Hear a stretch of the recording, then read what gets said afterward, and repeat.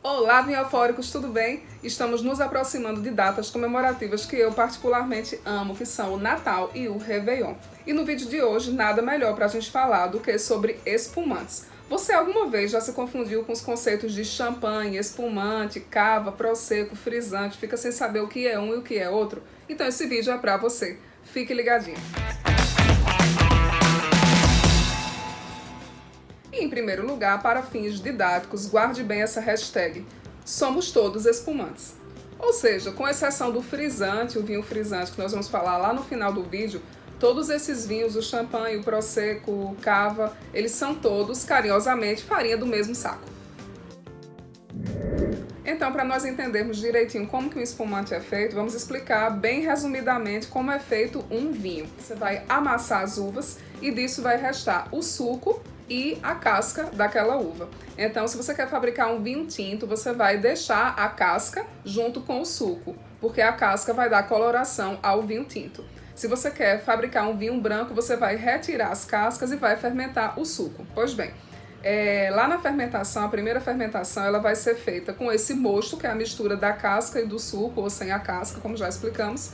E essas bactérias em contato com essa mistura vão fabricar álcool e gás carbônico. Esse gás carbônico, nesse tipo de fermentação, ele vai ser eliminado e vai restar o álcool. Então, a maioria dos vinhos ela é feita dessa maneira.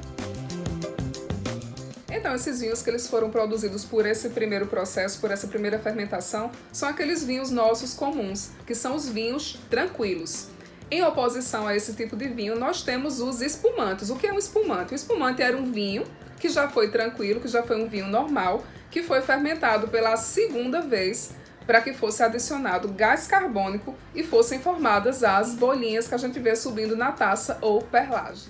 Em outras palavras, o espumante já foi um vinho branco normal. Se você pega um espumante rosé, ele já foi um vinho rosé normal, que foi fermentado pela segunda vez. Então, essa fermentação ela pode ser basicamente de dois tipos. Então, nós temos o método tradicional, ou champenoise, que foi criado em Champagne, na França, e temos o segundo método, que é o método Charmat. O método tradicional, ou criado em Champagne, o champenoise, é o método mais caro, porque aquela segunda fermentação daquele vinho vai ser feito em garrafas, e ele demora muito mais tempo, é muito mais caro, demanda um pouco mais de investimento da vinícola.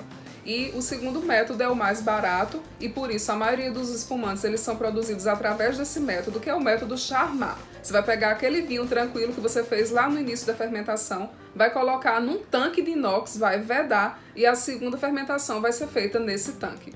Então, resultante dessa segunda fermentação, você vai ter uma bebida cheia de gás carbônico, ou seja, vai ser uma bebida que ela vai ser engarrafada sob alta pressão, em torno de 4 atmosferas. Então, só uma curiosidade bem legal para vocês saberem, a rolha que é utilizada numa garrafa de champanhe, ela é uma rolha assim, igual as que a gente usa nos vinhos tranquilos, é uma rolha normal, mas devido à alta pressão que você encontra dentro desse líquido, a rolha fica assim. Essa é a parte que fica dentro da garrafa, essa é a parte que fica fora. E para segurar ainda mais esse líquido, você vai colocar esse compartimento por cima, que é a gaiola, o nome disso é gaiola. Então por dentro fica mais ou menos uma estrutura assim. E o resultado é esse aqui. Então você vai ter a cápsula, é como é chamado isso aqui. Por baixo da cápsula vai ter a gaiola e a rolinha para segurar o vinho. Então aqui é um líquido realmente que está sob alta pressão. Por isso aquele barulhinho que você escuta e aqueles vários acidentes que acontecem quando a rolha sai daqui. Então realmente tem que ter bastante cuidado na hora de abrir.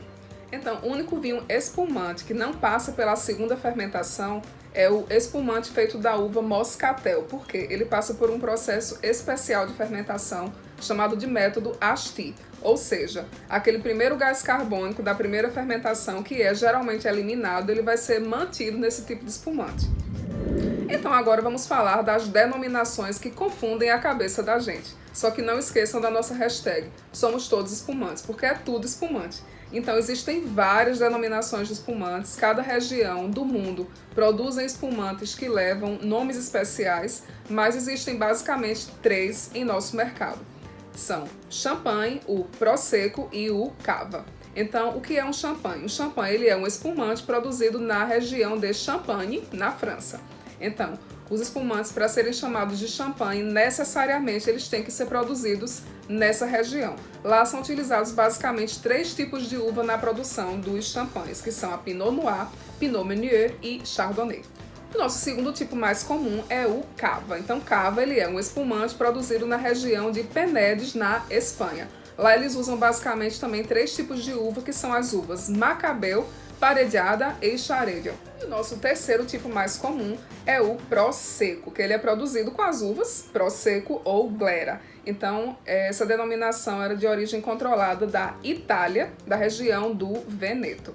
Aqui no Brasil você vai ver alguns espumantes sendo chamados de Proseccos, porque os produtores brasileiros, por já produzirem há muito tempo esse tipo de espumante, ganharam o direito de chamarem os seus vinhos também de Proseccos. Porém, a denominação ela é originalmente italiana. E por fim, o que é frisante? Então, o frisante ele é um pouquinho diferente do espumante. Por quê? Esse tipo de bebida ele não vai ter uma segunda fermentação, como os espumantes, ele vai passar, como lá no espumante moscatel, vai passar pelo método Asti, ou seja, aquele primeiro gás carbônico que seria eliminado na primeira fermentação, ele vai ser mantido e isso vai gerar uma bebida adocicada e com uma baixa pressão. E por legislação, nesse tipo de bebida, no frisante, você pode no final acrescentar ainda gás artificialmente. Então, o principal representante desse tipo de bebida aqui no Brasil são os frisantes lambruscos. Então, o lambrusco frisante ele é um tipo de lambrusco um pouco mais popular, um pouco mais barato, um pouco mais adocicado. No entanto, você pode ter lambruscos que são encaixados na categoria de espumantes e são um pouco mais finos e menos doces, que são produzidos pelo método Charmat, mas são um pouco difíceis de encontrar, pelo menos aqui no Recife. Então é isso, gente. Eu espero que vocês façam um bom proveito das nossas dicas e não se confundam mais na hora de comprar o seu espumante. E você, já comprou o seu espumante para comemorar o teu Natal, o teu Ano Novo? Ainda não? Ainda bem! No nosso próximo vídeo eu vou te dar uma listinha de 10 espumantes com um valor bem legal, abaixo de R$80. Se você gostou desse vídeo, não esqueça de deixar o teu joinha, se inscrever aqui no nosso canal para não perder nenhuma notificação. Um lindo dia para vocês, tudo de bom. Não esqueçam de visitar também o nosso Instagram, Vinhoforia.